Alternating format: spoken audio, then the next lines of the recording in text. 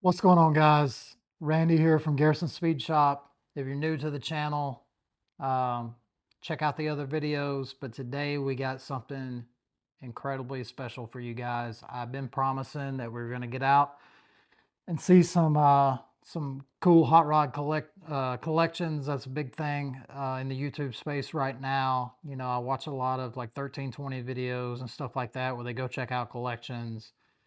And when I moved here to Vicksburg, I met a man named Roger Harris, who's become a good friend of mine. And he has one of the most beautiful collection of vintage cars and vintage motorcycles. Maybe the best collection I've ever seen. Definitely the best I've ever seen in person, but one of the best I've ever seen, regardless, even on social media. And I watch a lot of YouTube. So that's saying something. So just wrapped up filming. Going to be bringing you guys this video following this introduction.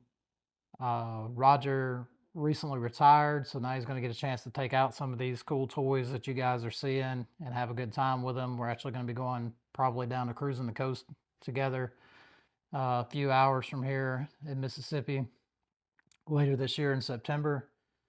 But um, amazing guy, amazing collection of cars. Hey guys, so I realized that intro was getting incredibly long when I went to piece the video together, so I'm going to kind of sum of that up. Long story short here, Roger was pretty much the first car guy that I met when I moved here to Vicksburg with my family still living in Louisiana, because I'm retiring here at the Corps of Engineers where I'm working here in Vicksburg, so I didn't want to pull my kids out of school. But he was kind of the first guy I met here at a car meet. He was super inviting, awesome guy. Immediately invited me over, to see, his collection and kind of hang out. Been over there a couple of times now. And I'm really excited to bring you guys this video of his collection. And I think you guys are gonna love it. I'm excited about it. And other than that, we'll cut over to Roger's place and get this video started. Appreciate it, guys. All right, guys, here with my buddy Roger. He's welcomed us over today to go through his personal collection of motorcycles and vintage cars and vintage motorcycles.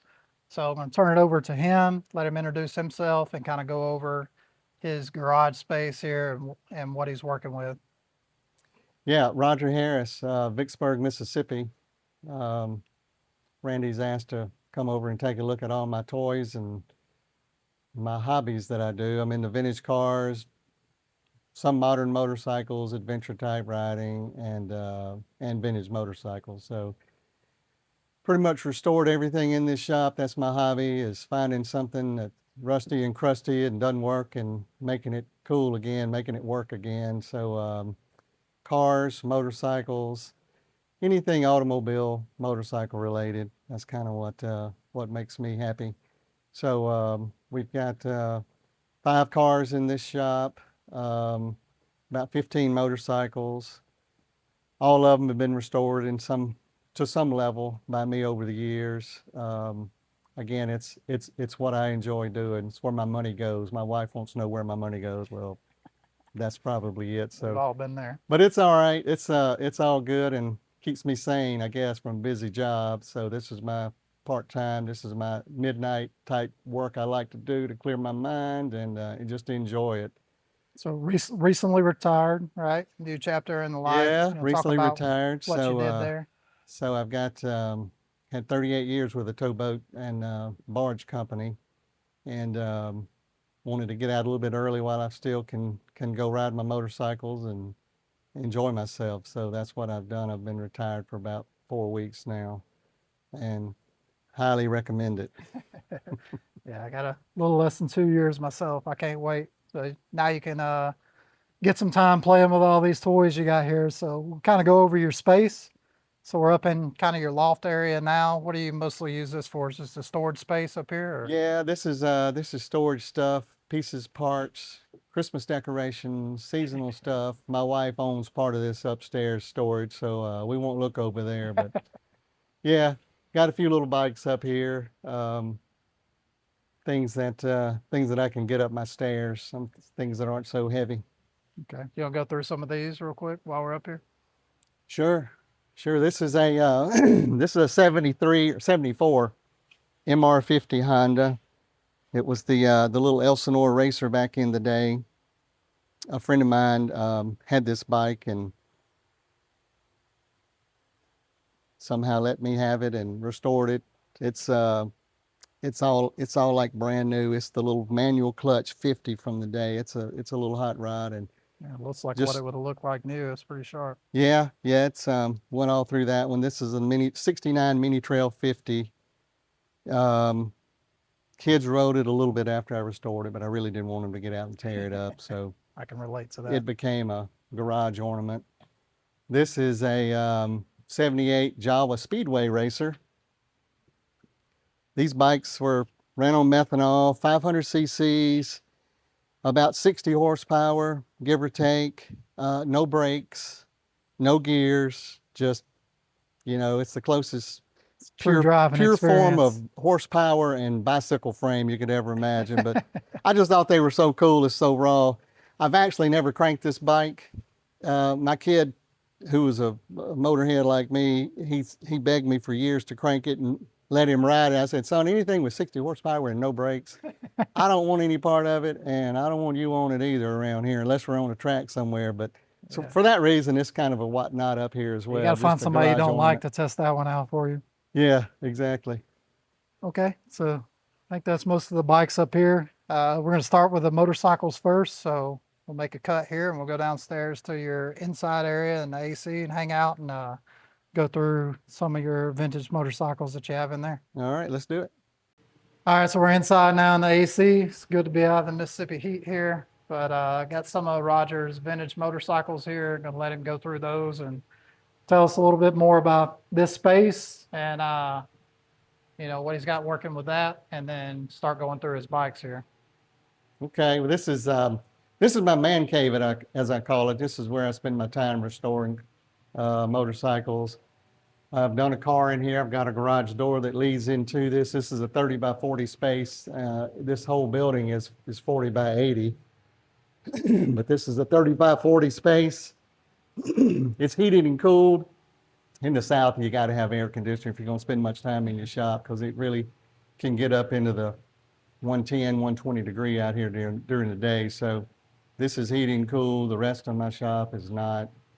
This is where I spend my time fooling with motorcycles and such. I guess we can start right here. Okay. Just kind of go around the collection. This is a 1986 Honda 750 Interceptor. A good friend of mine, my cousin,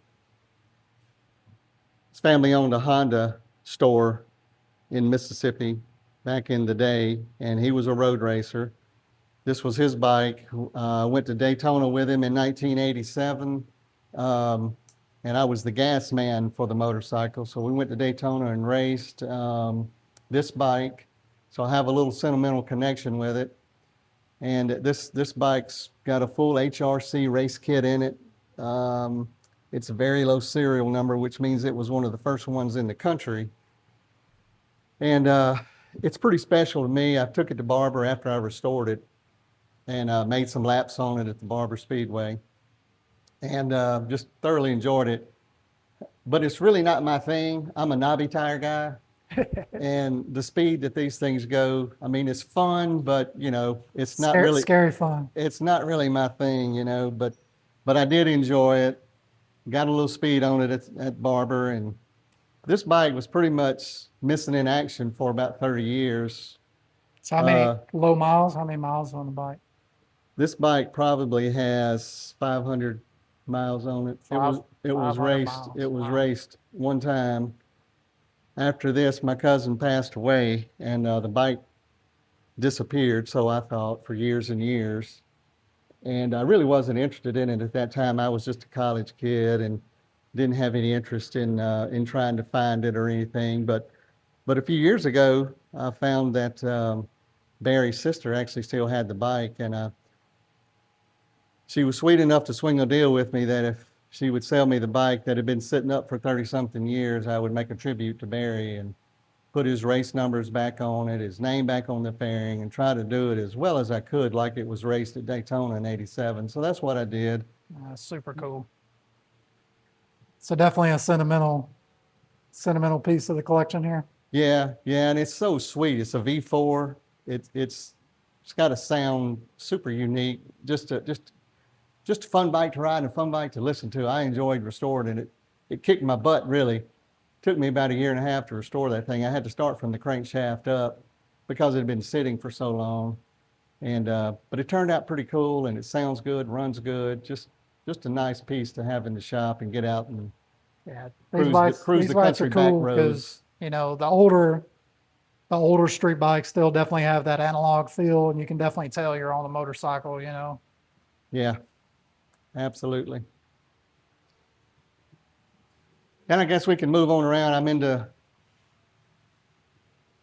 British vintage bikes, Triumphs, Nortons, whatever it may be. So got a few Triumphs that I've done over the years. This is a Triumph Cub. This is a '67 Mountain Cub. The last year that Triumph made Cubs. These were 200cc, just little trail bikes, basically, is all they were. So I found that at a guy in South Mississippi's collection, and it was pretty much roached out. It had been sitting for years and years, probably 30 or 40 years. So I brought it home and dragged it home and took it apart and put it back together and made it all pretty again, made it run good.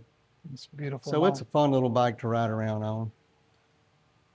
Yeah, it's amazing how clean these are restored up. You really did a good job on these restorations. Thank you. Yeah, it's my passion, so that's what I like to do. So you have a few Triumphs in here, I can see. Yeah, this is a '67 TR6C. This is what they call the Desert Sled Triumph '67 desert race bike. It's got a few special things on it from the factory that made it a little bit more racy in the day. Right.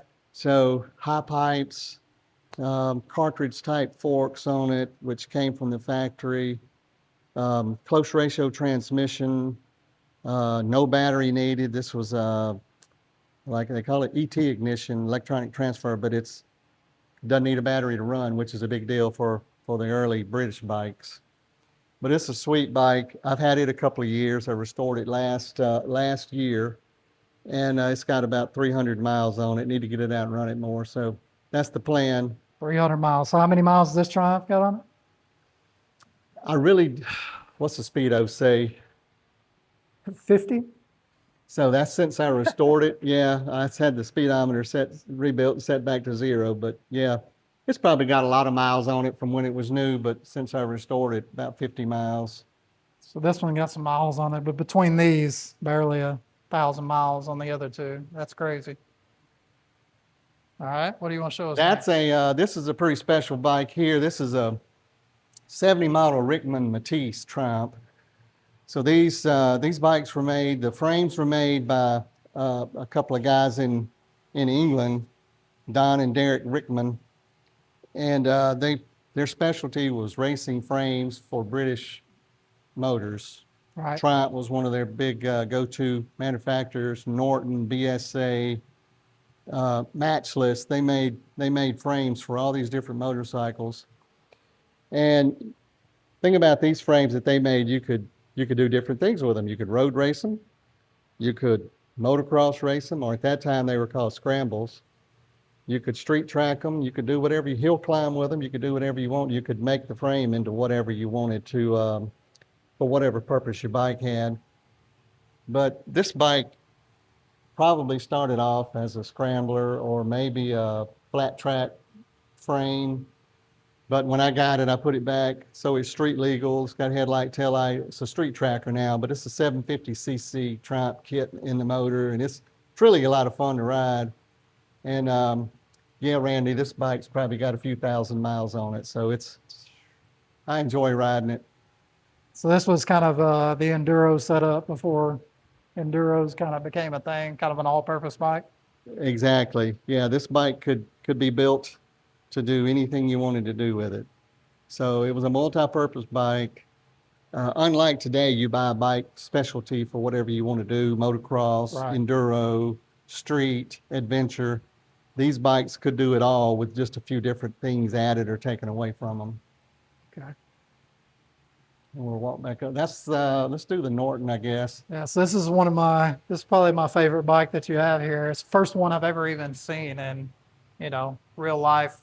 I'm a big follower of Keanu Reeves. I know he's huge into the Norton bikes, so this is the first one I had really seen. So this is definitely the bike that really stuck out to me the first time I saw your collection. Yeah, this is a 73 Commando 750. So I recently bought this bike about a year ago and just got it running good. And, my plan is this winter, pretty it up a little bit. I'm not going to do a full resto. I like the patina on it, but going to make it a little more reliable, a little more, just clean it up, polish some pieces on it, and just make sure it's good to ride. But it runs really good right now. These Nortons are really nice riding bikes, even compared to the Triumphs. The Nortons are like the Cadillac of the British bikes in the early 70s. So I know a lot of Nortons are pretty rare. Where does this one kind of fall in the spectrum of hard to find Norton motorcycles? The 750 for 73, they made the 750 and the 850, and the 750 was the I believe it was the least produced bike. So I wouldn't say that it's rare, but I just think it's cool, and I'm going to enjoy playing with it. So it's my next little project, light winter project is what this is going to be. Definitely a beautiful machine for sure.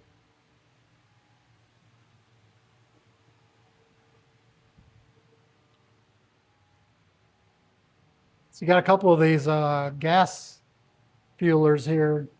What's the story on those? I know you got another one outside your shop. A pretty cool piece. Yeah, these are something I found at a swap meet or on Marketplace or something, and rusty crusty and just fixed up just for shop decoration basically. This is an early 50s Tokheim pump, and done up in Texaco colors. Got 2 or 3 of those sitting around here. Pretty awesome. Just anything to make pretty again and make work again. That's kind of what I enjoy doing. One of my core memories from when I was a kid, my dad had an antique shop, and we went out in the middle of nowhere down on this land, a hunting club we used to hunt on, and we dug one of these up, an old style, kind of like the one you got outside. We still had all the stuff down in the ground, and we spent all day in the Alabama heat digging one of those up. Yeah. So I was upset when my father sold it. So I felt like I had a lot personally invested labor-wise into getting that damn thing. Yeah. Those are, when they're still hooked up, they're tough to get. You're dealing with gasoline usually. So tell me about this one. This is an American-made dirt bike. I don't know if any of you know the story of Cannondale, but these bikes were made in the USA in Pennsylvania. The bicycle manufacturer Cannondale, they were famous for their aluminum work, aluminum frame racing bicycles, and had a lot of success with them. So at some point they decided they were going to build a world-class killer motocross bike. Started that project in like 1999, and built their own engines, everything. They didn't buy any components except maybe suspension from different manufacturers, but they made everything, Right. including the engine, and put a lot of money. I think they put $60 to $80 million in research and development and manufacturing of these things. And they started selling them. They had some teething problems at first, like any machine does when you first bring it out. You may have some issues with it, and they did. But these bikes were really ahead of their time.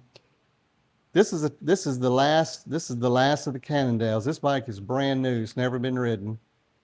I found it at a dealer that was a Cannondale dealer, and Cannondale pulled the plug, and he still had a few bikes in stock and took this one in the back, and it sat there for 20 years basically. And but these bikes were really ahead of their time in the day, and that was part of their downfall. They were too progressive.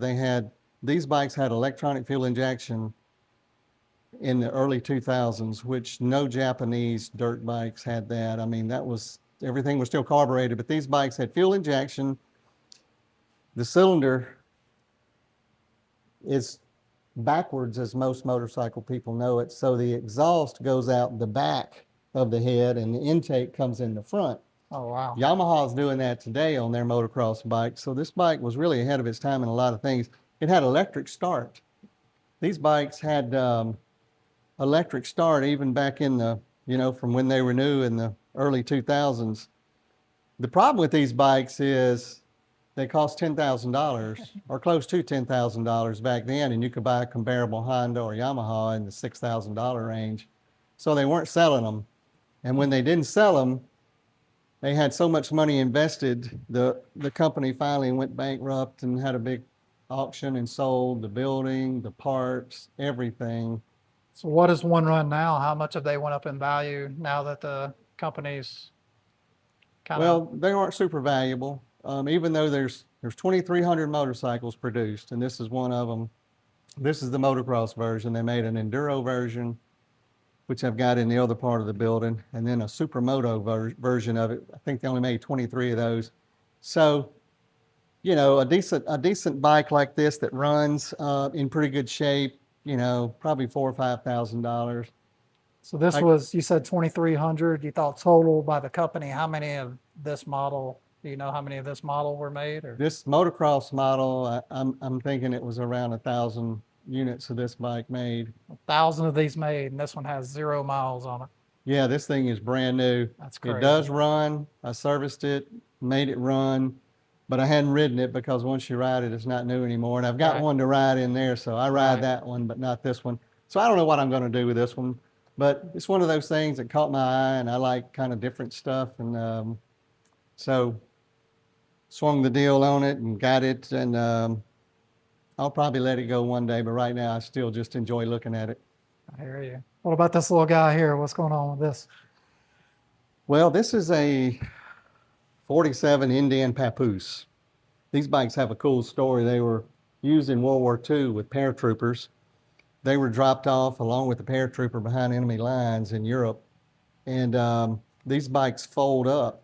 So these handlebars, you pull these little clips right here, the handlebars fold down and in, the seat goes down, these go up. So it's really a fold-up bike, but they would drop them with the paratroopers in World War II, and the paratroopers got on the ground, they would find one of these bikes and ride away on it. That was kind of the premise. I feel like me personally being a paratrooper, I should have knew that. But now that you bring it up, yeah, I didn't realize it with the paint scheme, but yeah, I'm semi-familiar. Yeah, of course, the military versions were military green, olive drab maybe, but these, after the war ended, they had these were being produced in Great Britain by a company called Corgi.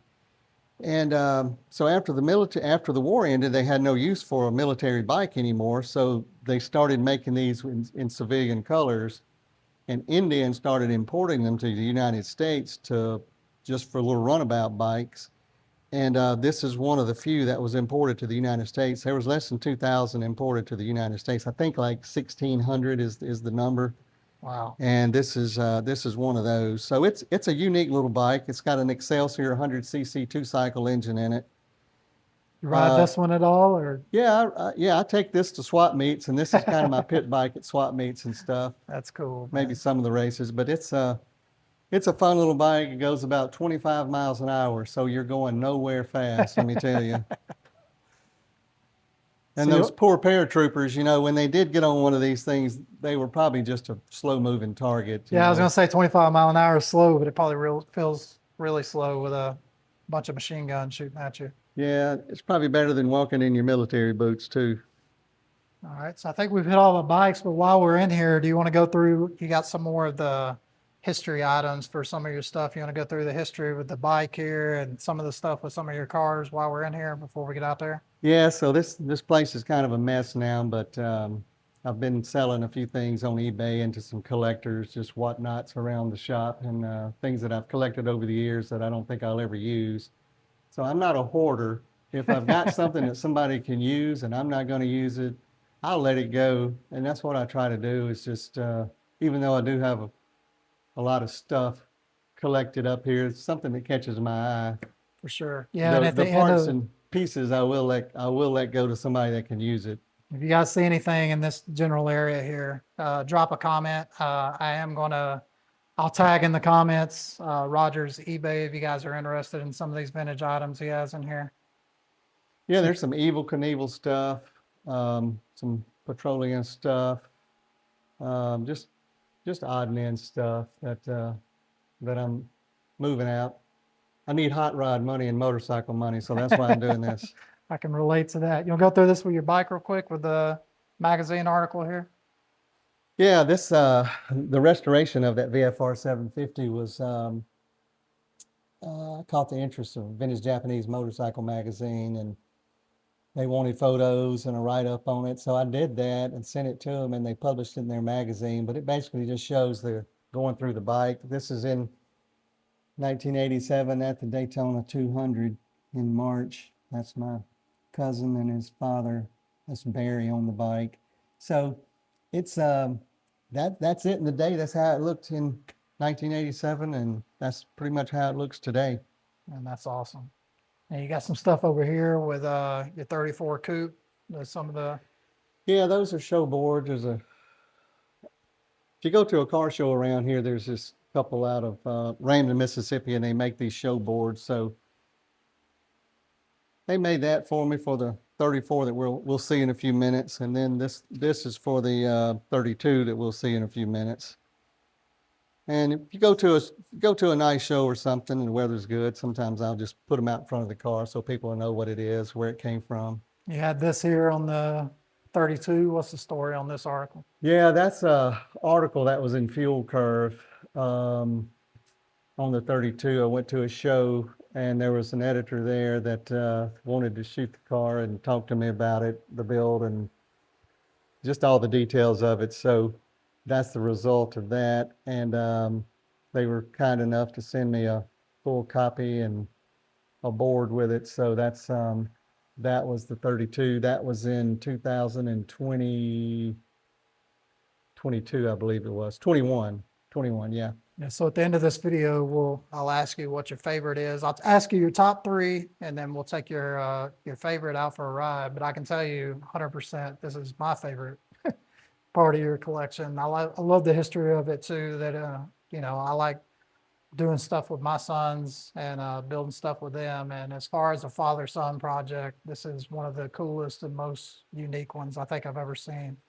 Yeah, my kid Miles, he's my middle kid. He was a motorhead like me, and he wanted to build a car. I'll tell you how this thing got started. So I had built probably a dozen cars over the years, and my son was down here in the shop with me a lot of the time. He liked tinkering with stuff, tinkering with motorcycles, jet skis, ATVs, whatever. But he always told me he wanted to build a car. He wanted me and him to build a car one day. So I kind of blew him off, really. I just said, yeah, we'll do that one day. We'll find something to build one day, really with no intention of building another car, because to me it's a 3-year commitment, a pretty big financial commitment, Right. So when he was 15, he was down here in the shop, and we were on that table where the Norton is working on something. And he said, Dad, I've told you I've always wanted to build a car with you one day. I said, yeah, I know. We'll find something, son. We'll keep our eye out. We'll find something that we want to build. And he kind of put the guilt trip on me at that time. He said, Dad, I'm 15 now. If we don't hurry up and start something, I'm going to be gone. Kids are, I can vouch for that. Kids are good at that. That was really, that really kind of opened my eyes, and I thought about it. And I went to the house, went up to the house that night, and I told my wife, I said, I guess I'm going to have to build another car. And she said, what do you mean build another car? And I said, well, Miles told me that he's 15. If we don't hurry up and start on a car, he's going to be gone before long, and he's right.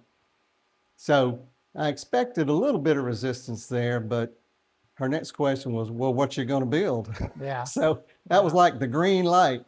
And she said, you can build this car in one condition, that you have it ready for him to take his senior portraits in. And I said, that's a little over 2 years. I don't know if I can build a car in 2 years. So you were expecting a denial, from the work. Instead, you got a timeline. So I told her, I said, well, I think we can do it.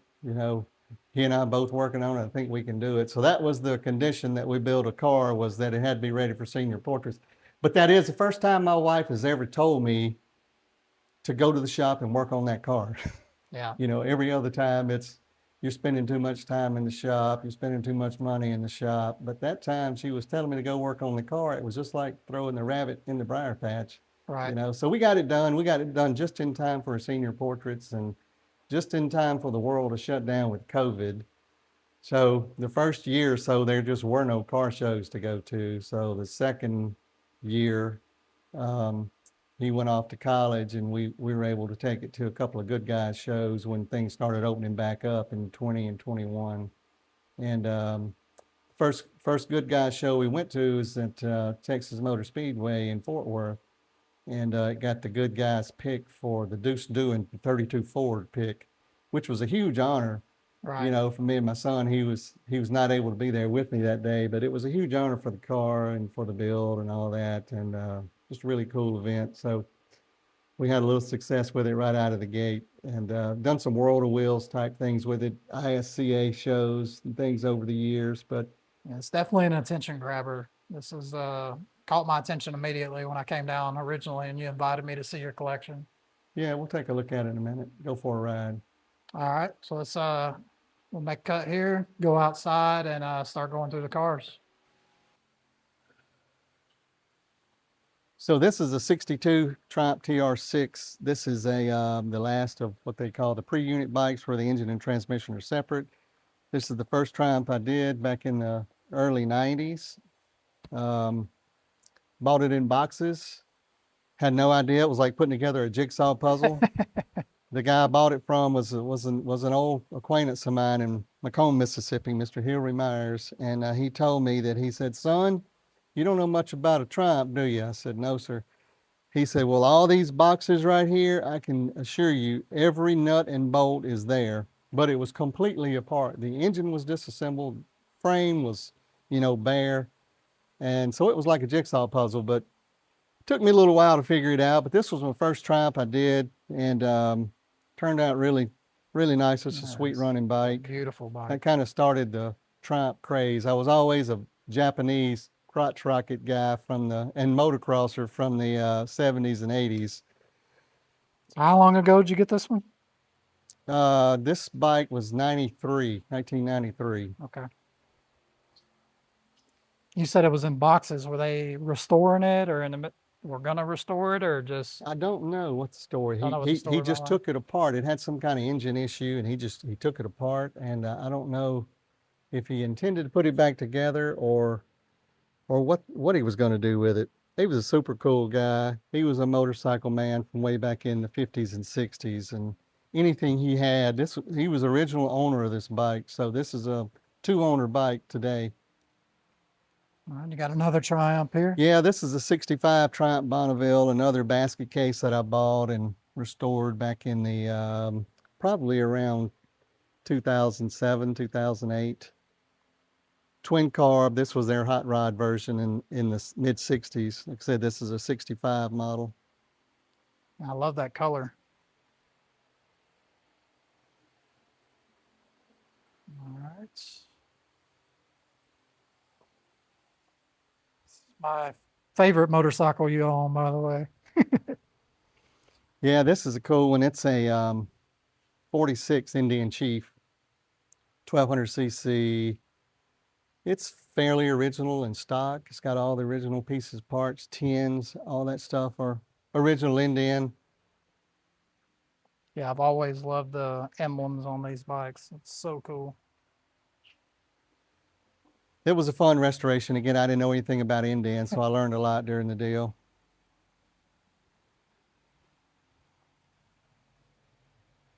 Yeah, this is a beautiful motorcycle. What year is it?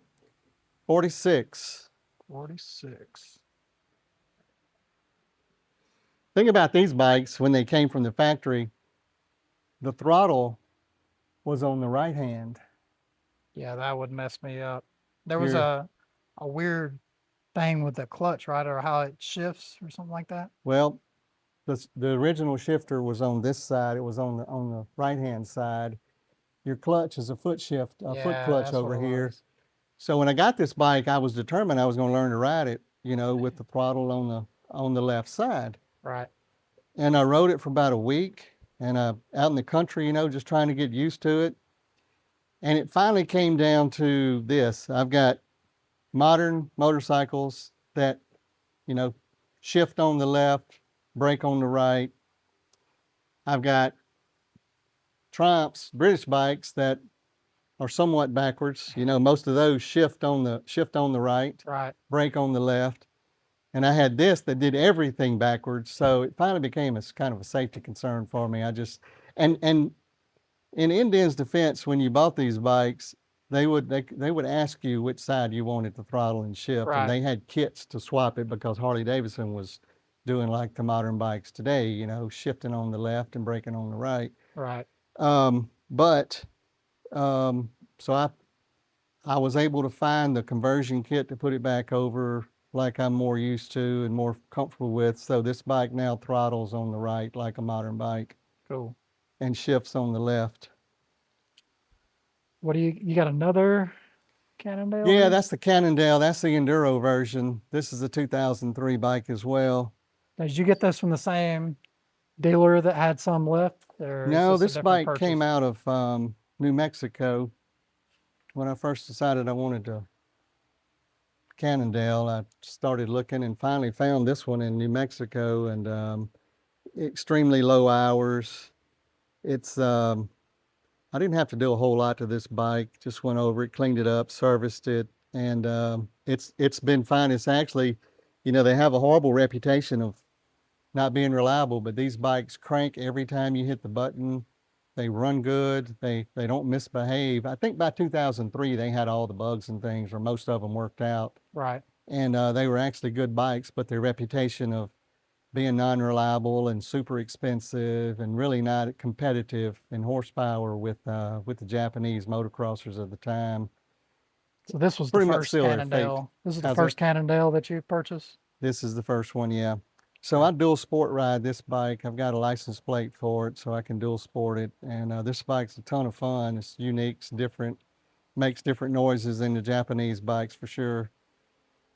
Man, I was just thinking these bikes are probably definitely really piquing the interest of our motorcycle viewers, but I know the hardcore car guys are probably salivating, walking around, just catching all these other clips of your cars here in the shoot. So we got one more bike over here, the Honda. Oh yeah, that's a 73 Trail 90, CT90 they call it, Trail 90. This is my little pit bike. Another pit bike that we use when we go to races and such. It's just a good little runaround bike in the pits, and it's kind of unique and antique, so fits right in with the rest of my stuff as well. Yeah, it's definitely unique. How long you had this one? I've had this bike. I hadn't had this bike this long. A good friend of mine had this bike for years, and finally bought his kids modern bikes, and I got this bike from him. But just did a little cosmetic resto on it and rebuilt the engine, the cylinder, put a new piston in it. It was smoking a little bit, but anyway, just a light little makeover with it. Super reliable, fun to ride. If you like 40 miles an hour max, that's about all it'll do. All right, cool. All right, so I think it pretty much wraps up the motorcycles. So get reset here and start going through these beautiful cars in here. All right, so we got Roger's Dodge Viper here. Beautiful condition. You know, not a lot of these on the road anyway, but definitely not a lot in this condition. You said how many miles are on the car? This car's got a little over 24,000 miles on it. It's a 2008, so they call it a Gen 4. It's got 610 horsepower from the factory, 6-speed. These cars are really raw. It's more or less a track car for the street. They don't have many save-you electronics, no anti-slip no traction control. It's pretty much you and your left and right feet. It's a lot of fun when you can feel all that power. You probably can definitely feel this one. Yeah, it's a beautiful, it's a great driving car. It drives beautifully and a lot of fun to drive. It's got a good air conditioner in it. We need that in the Hey, South. there you go. And it's very docile. You know, driving around town, it drives like a Toyota Camry. But when you hit that go pedal, it just doesn't quit. So 600 horsepower back in '08 was probably a lot of horsepower by today's standards. It's not a whole lot, but this car will definitely get your attention with the power to weight ratio. Yeah, it's no secret why this thing was so popular when it came out. It was like you said, 600 horsepower back then was an absolute rocket ship. 300 horsepower back then was fast. So of course, all these Vipers have the V10 engine. And in 2008, they made the displacement a little bit bigger on this engine. This is 8.4 liter V10. 8.4. Wow. Yeah, that's insane.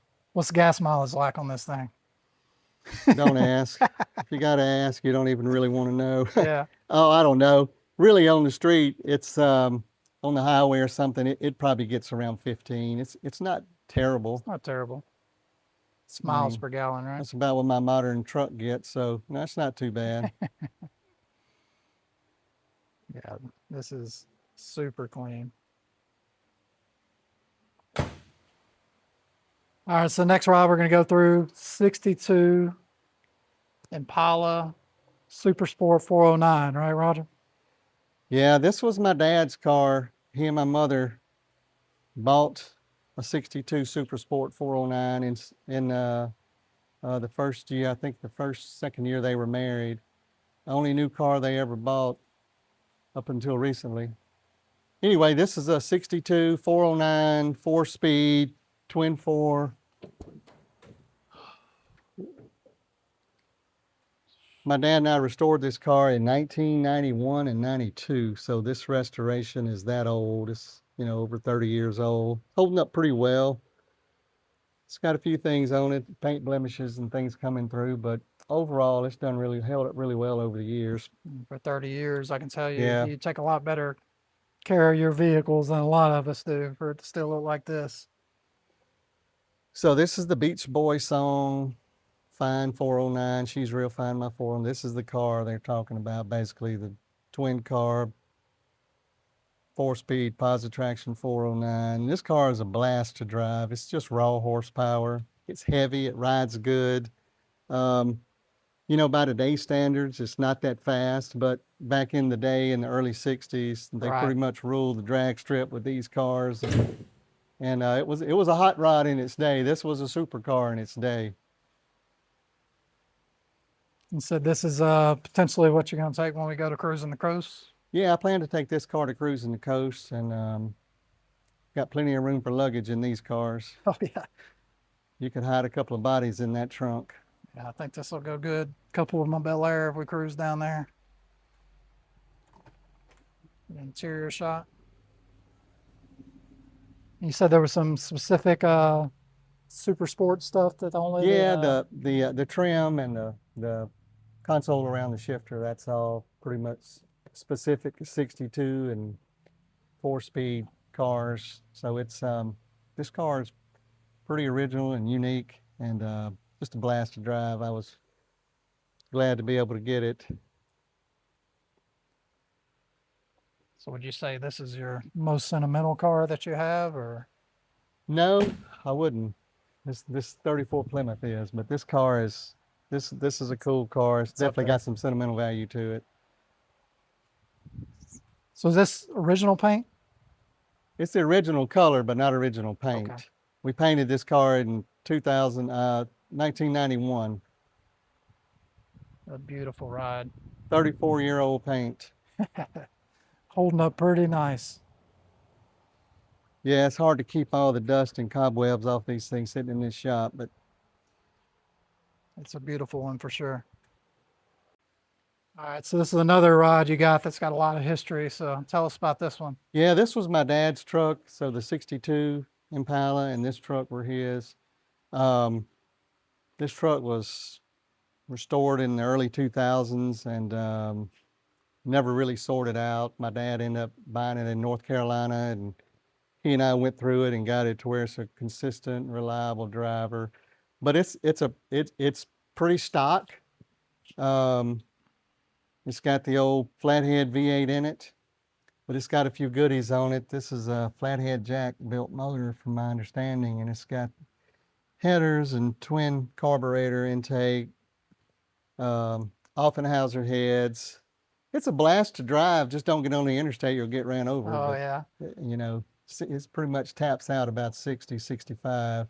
I've always been infatuated by the Ford Flatheads. We went by the museum, the Ford Flathead Museum on Power Tour this year up in Michigan, and we didn't make the stop because we made some other stops along the way, along the route. But yeah, I want to do a shoebox Ford with a Flathead. So if you know anything about them, maybe you can help me out with that because I don't know anything about Flathead engines. Yeah, they're unique. It's what started the hot rod craze, and there's a lot of them still out there available to be built, and there are a lot of aftermarket parts to help them be reliable and run with modern traffic, automatic transmission, adapters, of course, electronic ignition, all sorts of things, modern alternators you can put on them to keep up with today's electronics. So you can build a Flathead pretty much any way you want to build one today that will run with modern traffic. And that's kind of where Offenhauser, that's kind of where they started at, right? Was doing the Flathead performance type stuff. This, and they had their own engines for Indy racing back in the 50s. I know I ran one of those. I had a 6-cylinder Falcon that I did the Offenhauser intake where you can mount up a 4-barrel on it. That thing was pretty crazy. It sounded just like a V8, but Yeah. so this was your father's truck. How long did he have this one? He had this car about 20 years. Father passed away in 2019, and he had, at that time, he had about 8 collector cars. And so they lived in North Carolina. And I brought these 2 home at that time, and we sold the rest of them. So we still got a couple of them from his days. Okay. Super cool. Get a shot of the interior here.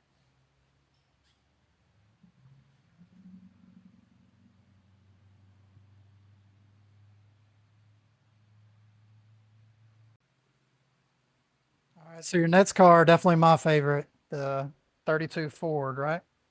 Yeah, this is a 32 Ford Roadster Highboy.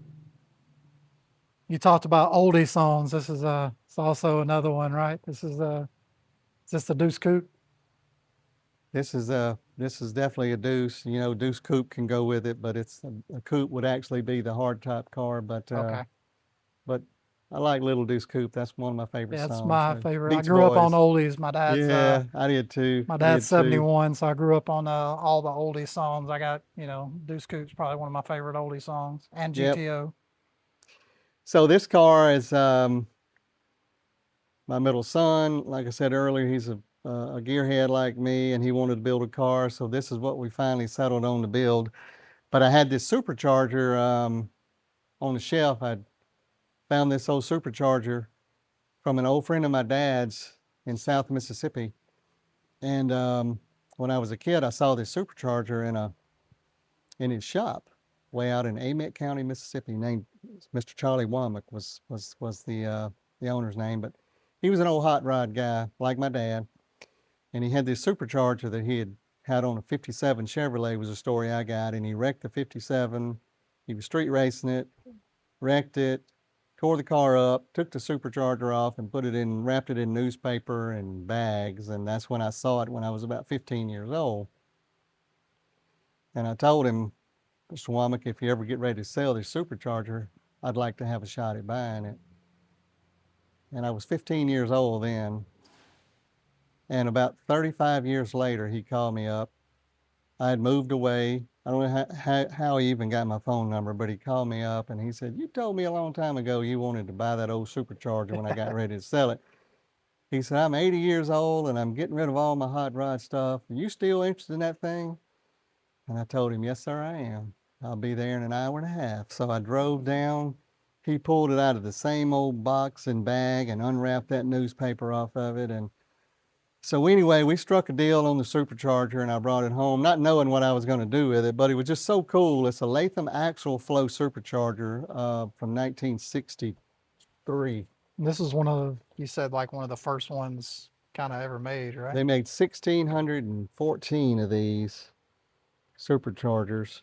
It's a turbine supercharger. It has 8 different stages of fans, and the stator has Definitely looks fins unique. on it as well. But so it takes air in from the front from these 4 carburetors and compresses it, shoots it out the back down into the motor. So those carburetors, you may recognize those if you're a gearhead. Those carburetors are from the early Corvettes, like the 6-cylinder Corvettes in 53 and 4. Those Corvettes had 3 of these side draft Carters on them. Well, this kit from Latham in the early 60s came with 4 carburetors on the 2 on each side, of course, and it was made for a 327, and it would produce 6 pounds of boost. That's all it would do on a 327, and that's exactly what that is, a 327 Chevrolet small block. This supercharger sounds more like a turbo than it does a typical Roots type blower. It doesn't make any Line. belt noise, any Right. whine. It sounds like a turbo. It turns, you see the big, huge pulley on the bottom and the small pulley on the top. So it turns 6-to-1 ratio of the engine. So in other words, if the engine's turning 5,000 RPM, this blower is turning 30,000 RPM. I didn't notice that bottom pulley. That thing is massive. It is, it's massive, That's super cool. but it runs good. It's very docile on the street. It's got good manners, and it, puts out 6 pounds of boost, which is enough to get your attention on it for sure. Oh yeah. From what you had said, that was that supercharger was a pretty sought after item here locally, right? Yeah, I had a couple of friends that knew about it as well, and I was lucky enough to get the call from Mr. Womack when he got ready to sell it. So I knew his next call would probably be an old friend of mine as well, and so I made the trip that day. When something like that comes Yeah. along, you gotta That's a gotta cash in get it or hand you day. miss Go it. pick it up. Yeah, I can buy a lot of stuff off of Marketplace. I know cash in hand, man. If Yeah. it's a deal, you got to get there and get it. So this car was this is a fiberglass body from Rush No More in Chatham, Louisiana. I looked around at the different bodies, but I really liked this one because it kept even the firewall lines of the original 32s, but it had 2 extra inches in the door, which gave you a little more leg room for a 32 Ford. These cars didn't have much leg room in them, and I'm 6 foot, and that 2 extra inches is kind of nice to have that extra leg room. But And this one was in Hot Rod magazine. this one was in Fuel Curve and Modern Riding. So that's the interior. Yeah, this is so well done, man. So you guys did all this. You and your boy did all this interior and everything too. We did everything on this car except paint. I got a good friend, Ronnie Brown, who paints. He's pretty much painted all these cars in this shop, but Well, he did a he great painted this job. one. We did the interior. It's got the automatic trunk. Man, this is Hey, there's my lost chair.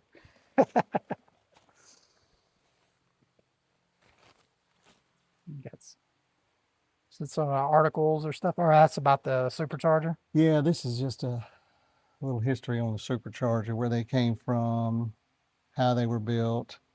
They made 1,600 of these things, and they were super expensive in the day, and they couldn't survive when the Roots type supercharger started coming out and being a lot cheaper and honestly more boost you could get from a Roots style supercharger. So these billet Lathams didn't survive. Right.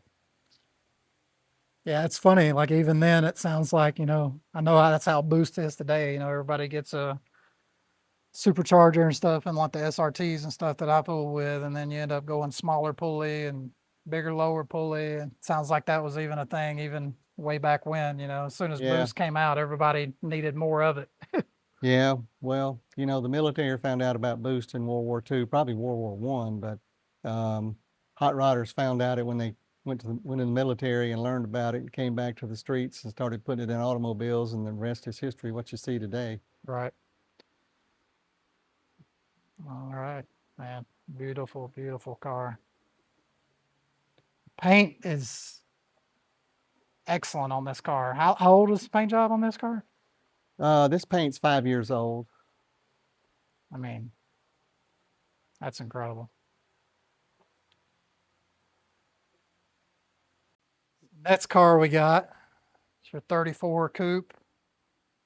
As your son called it, the Hot Wheels car. We'll get into that and let you kind of give that story all hand painted onto the back here. So what's the background of this one? So this was my father's car. He had this car before he had any kids back in the early 60s. This was his toy. And that's where I get all these bad habits from today. Thank you, Dad. So this is a 34 Plymouth Coupe. He found this car in a little town called Hot Coffee, Mississippi, and dragged it home in pieces and built a little street racer gasser type car. It had the straight axle with the nose up high, and he ran several different engines in it over the years, had a 4-speed. The first engine was a 265 Chevrolet, you know, the first small block V8 from a 55 Corvette.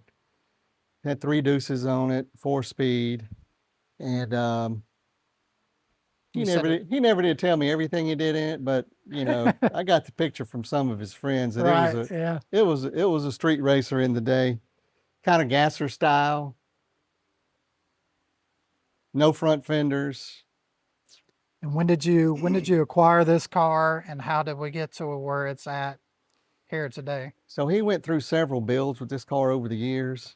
And the last build was in the early 70s. He painted it yellow and put a street rodder style 350 Chevrolet in it. And me and my brother had a 4-speed still in it. And me and my brother these are really small cabs. I mean, you're sitting side by side. You better like the person you're riding with when you're riding this car. You get up close and personal. So my brother and I, he was a year older than me, we would sit in the passenger seat, and my dad would drive, and had the 4-speed in it, so we knew every place to put our knees when he was shifting the car. We knew just what to do when he was shifting. You knew the algorithm to get out of the way. We knew it.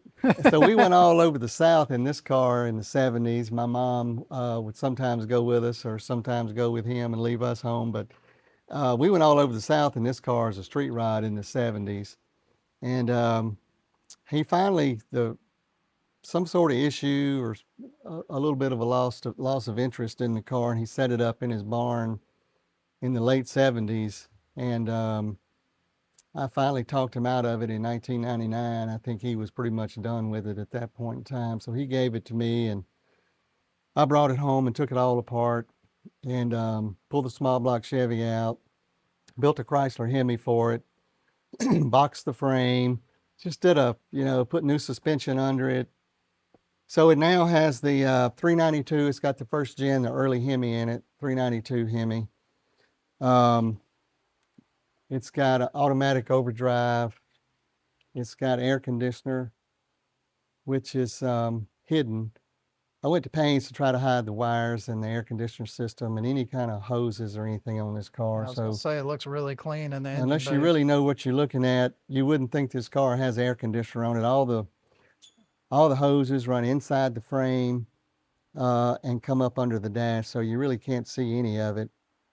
But it's a good driver. It's a street car. It's not a race car. It's got about 430 horsepower. It'll cruise 80 miles an hour. I've driven this car all over the South, Dallas to Memphis to Birmingham to Pensacola. So it's a get in it and go type car. So you put about 14,000 on this one? Yeah, this car's got about 14,000 miles that I've put on it over the years. So tell me about the Hot Wheels emblem here and where that came from. Well, the Hot Wheels, my oldest kid, McKay, when I was out in my shop working on this car in the early 2000s, he was 5, 6, 7 years old, something like that. And he always called it my Hot Wheels car, Dad. what you doing to your Hot Wheels car today? What we gonna do to the Hot Wheels car? So it kind of stuck, and at the end of the build, I had Joey Hudson out of Ruston, Louisiana, paint this Hot Wheels emblem on it, and so that's been there ever since. He even signed it there. I don't know how.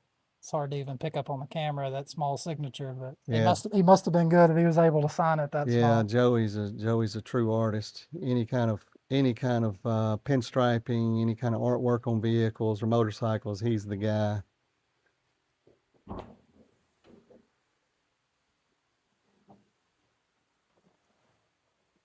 So there's some of the builds on, I don't know if you can see that with your camera, but there's some of the early builds on the car. Super cool. And this was like the original with your father, right? The Right. 62. Yep, 1962 to today. And it's hard to imagine a car having much more history than this one does.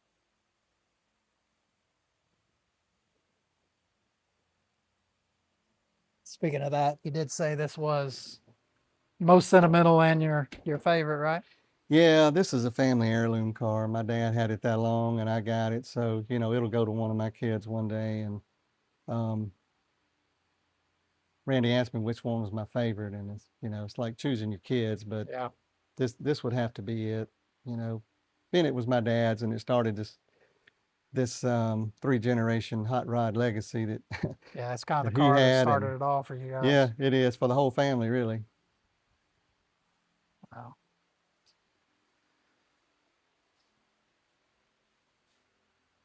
We got some more history stuff over here on the wall for the last couple of cars that we looked at. What all magazines had the 34 been in? The 34 was in Mopar Muscle. It was there's a Mopar Muscle article on it. Southern Rider, it was on the cover of Southern Rider. It's been in Riding Custom. It got a little attention when it first came out in the early 2000s. I like the Hot Wheels adages there. That was probably pretty cool. And then you had some other cars here that were in Hot Rod and other magazines as well. Yeah, I had a 68 Camaro that I built with a Stroker 409. We had it. It made a couple of magazines here and there. It was a really nice car, frame off type deal. Kind of at that particular time, the resto mod term hadn't really came out. Yeah, new That concept. was in the mid to late 90s, but it was a resto mod before we really knew what a resto mod was. Had an automatic overdrive and air conditioner. It was a good street car. And we did have a little bit other here with the motorcycles. This is kind of your big passion, right? The adventure riding. Yeah, that's where old motocross racers finally end up, dual sport and adventure riding. So when you age out of motocross and stuff, which I did a long time ago, so this is what I enjoy doing now, riding cross country on trails and mountain loops and things. Just dual sport, do anything, go anywhere motorcycles. Comfortable running 80 miles an hour on the interstate, and also comfortable, going down a dirt trail that's made for true off-road bikes. But these bikes pretty much do anything and do it pretty well. It's better later in life when you get the chronic back pain that we've all got now. Yeah, absolutely. Yeah, I'm trying to enjoy some of that with the recent retirement, while I still have the health to get out and do this kind of stuff. Yeah, well, hopefully we can spark that off. And we were talking earlier about a couple of shows, maybe in the Impala, doing us going down cruising the coast, and maybe talked about cruising Southern style up in Marksville, Louisiana. So hopefully we get out there and get some enjoyment out of all these awesome toys you got here. Yeah, a busy job kind of ties you down, and so there's not a lot of time left, but I hope to get out and enjoy them a little bit more. There's a bird in here. I guess Yeah, I saw no that open problem, door and my just came garage. right on in.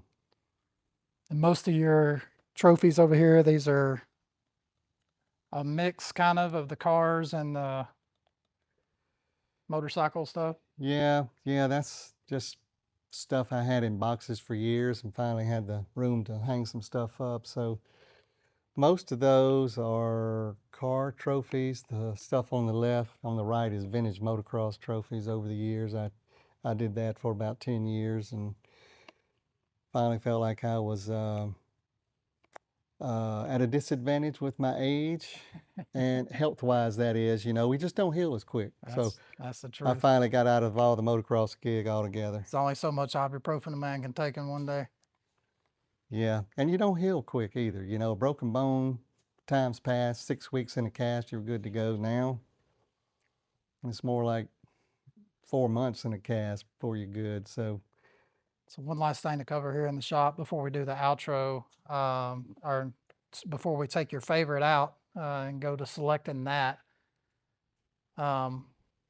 Tool-wise, I know you got a lot of stuff here that you do in the shop. You got some Cerakote stuff, and you got some powder coating stuff. Like, what's for your day-to-day operations here, you know, that people might be interested that want to start a shop? What's the one thing that you would say, you know, if I had to lose all the tools and start over all my items here that I do stuff with, what's the one thing that you'd have to try to keep if you had to start over? air compressor is super important. Get a good one. You need air for everything you do. If you're going to restore stuff, you need to bead blast, sandblast, paint. So air compressor is super important. After that, I like my bead blaster. Do a lot of cleaning in the bead blaster. Get a good one. Don't get the $100 Harbor Freight special. You'll be disappointed. So go ahead and get a good one. I started powder. I used to have stuff, send stuff off to have it powder coated, and when I would restore a motorcycle or something, and I finally, you know, all these kits started coming out, and I saw how easy it was, and I tried. My first kit was an Eastwood kit, so I bought one of those in late 1990s. I mean, 30 years ago, basically, and I built an oven that would hold, you know, most of what I want to do. I've powder coated engine blocks, transmissions, rear ends. So my wheels, my oven's pretty big to do all that. So I enjoy doing that. Cerakoting exhaust, things like that. Right. I've done a little bit of the ceramic chrome coating for exhaust. But yeah, you got to have good tools. You got to have a place to work on something. And the air compressor is pretty much the foundation of all that, in my opinion. All right, so we went through what you can't live without. So let's talk about the car that you can't live without. I know you said 34 is your favorite. We're going to take one out here in a bit and drive it. Which one are we taking on a drive today? We're going to take the 32 out today. Okay. It needs running. Yeah, I think that's the best deal ever for me to cut this video. We came over here and talked about your favorite, and we get to take my favorite for a ride. All right, so we'll get everything mic'd up and camera set up, and we'll get on that portion of the video. All right, guys, getting ready to take a ride in Roger's Deuce Coupe. Super excited. For some reason, I'm nervous. Afraid I'm going to mess something up even sitting in it. Definitely the nicest and coolest car that I've ever ridden in. So let me get in the car and get set up, and I'll get back with you guys. It's definitely a different experience sitting in something like this.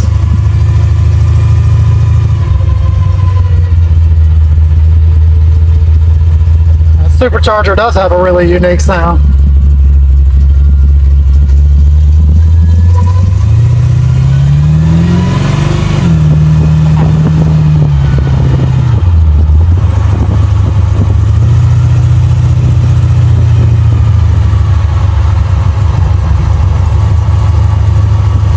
What are some of your favorite features about this car, the way you guys built it? Well, it's a simple build. It's meant to be an early 60s period build. White wall slicks, cheater slicks, high crust slicks, whatever you want to call them. But it's meant to be early 60s. We built this car around this supercharger from the early 60s, so that's kind of the theme of the car.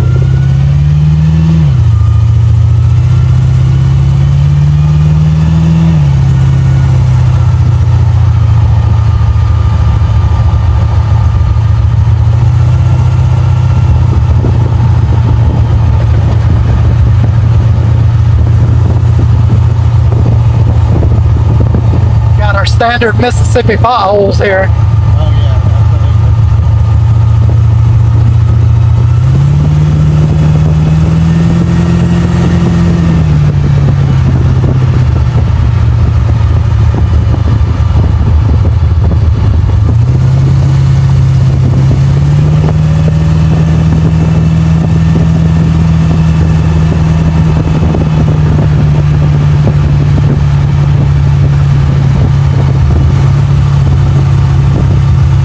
definitely has the raw power feel.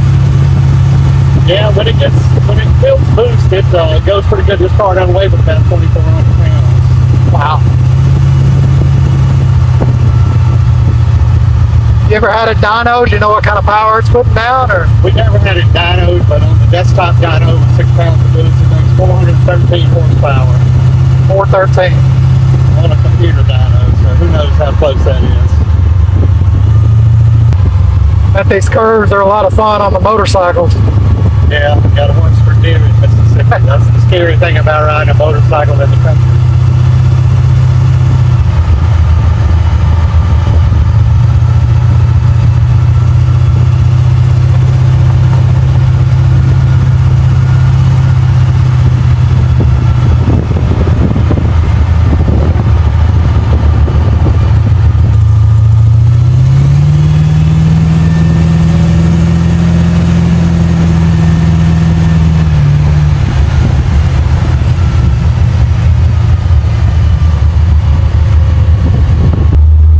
So is this a keep forever car? Or what are your plans for this one? My son that helped me build this car, it'll be his one day. He's now a mechanical engineer. He helped me build this car when he was 15, 16, and 17 years old, but he'll get it one day. He doesn't have a place to, he doesn't have an enclosed shop yet, so he's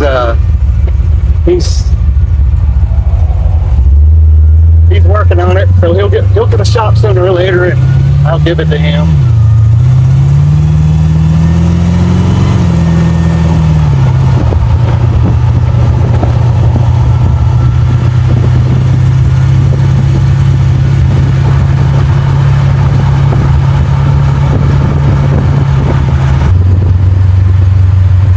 So these Stewart Warner wings gauges, this is a GPS speedometer, so it usually takes it a few minutes before it picks up the satellites and starts recording.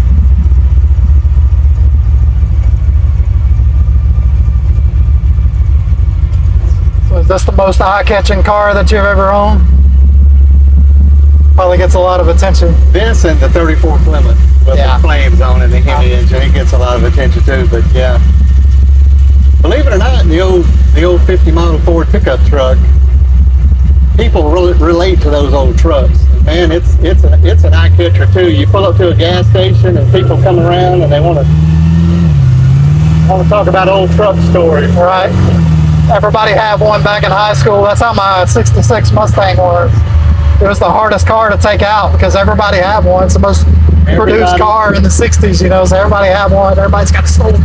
And the old guys, they all say the same thing. They sure don't build them like they used to. Yeah. And I say, and it's a damn good thing. Have to live with that thing daily. They're fun to drive, but you know, they're definitely second vehicles. Yeah, it's definitely nice to get in a modern car when you got to go on the trip and have the AC and Absolutely, it is. Bluetooth tunes, heated and air-cooled seats.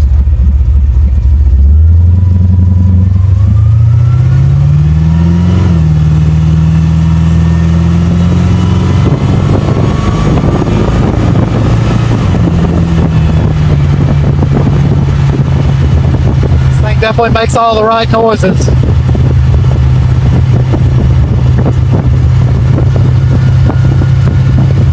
Not a car you drive in the rain, though. It doesn't have side windows.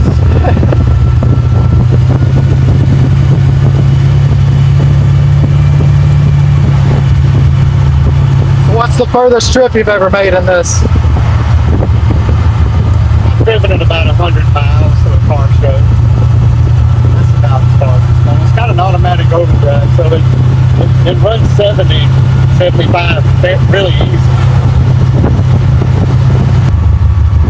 So what's the engine setup? Big cam or is it stop bottom end? Or? It's got a bumper cam in it. Which may not be the best for a supercharger, but it sure sounds good. So put a thumper cam in it, give it a little sound.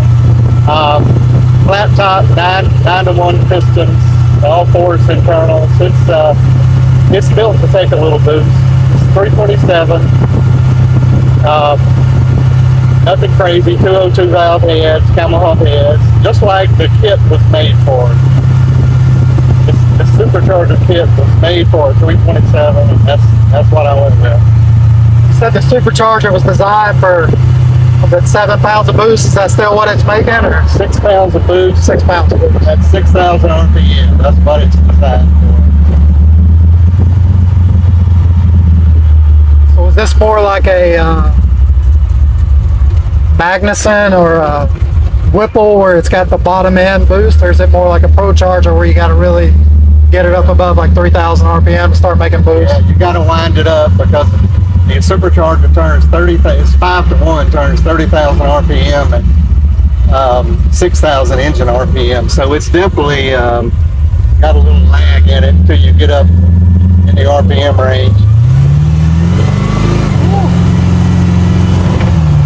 So it's not super fast, but it does pretty good in a 2,400 pound car. Yeah, I figured just over 2,000 pounds, 413 horsepower is probably all you need to get yourself killed and more. Right. Yep. Yeah, my C5 or C3 weighs more than that, and I'm not running near that much horsepower, probably 375, and it's terrifying. Then you figure, and this one doesn't have seat belts. It does. We just don't have. Oh, it does have seat belts. We just don't have them on. Yeah, you know. Gives it more of the experience. Oh wow, that's cool. So we're all wrapped up here on Roger's cars and motorcycles, checking out his old jukebox here. Pretty sweet. Yeah, well, thank you guys for watching. Randy, thank you for coming out and doing this. I hope you enjoyed it. Man, I really do appreciate it. I appreciate the hospitality, having me out, and just overall the hospitality, bringing me out in general and building a friendship here, and looking forward to hopefully getting down to cruising the coast and doing some things together and having some fun, man. But thanks again. Thank you. Thank Have you. a good one. What's up, guys?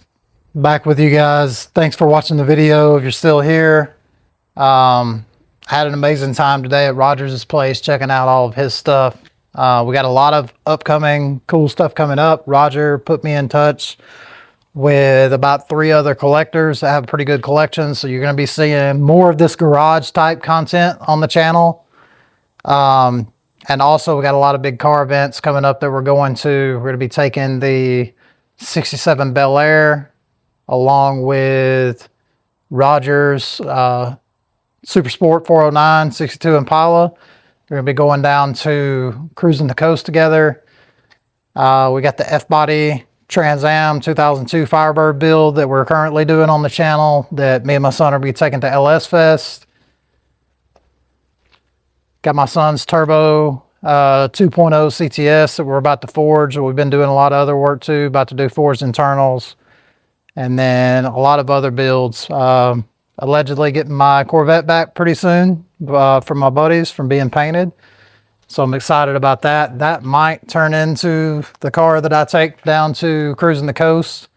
But yeah, a lot of big stuff coming up. Cruising the coast, LS Fest, possibly going out to Tucson for duct tape drags, where we'll either take this car for the Battle of the Beaters, the Trans Am, or a V6 VTEC Honda from my wife's car from college. I thought it'd be pretty cool. For you guys that don't know, they have a beaters class there that they do drag racing in. It's got to be valued $5,000 or less. So looking at possibly doing that too. SRT builds coming along. The videos are on the channel. I got the short block back. So we're getting ready to waiting on the Pro Charger to come in. We're gonna get that thing Pro Charged, get the nitrous kit put back on it.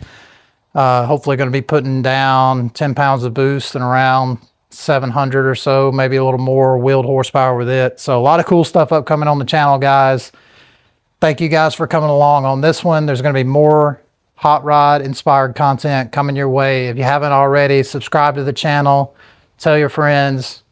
If you're a hot rod guy, if you're a car guy, meet here. Thanks, guys. God bless.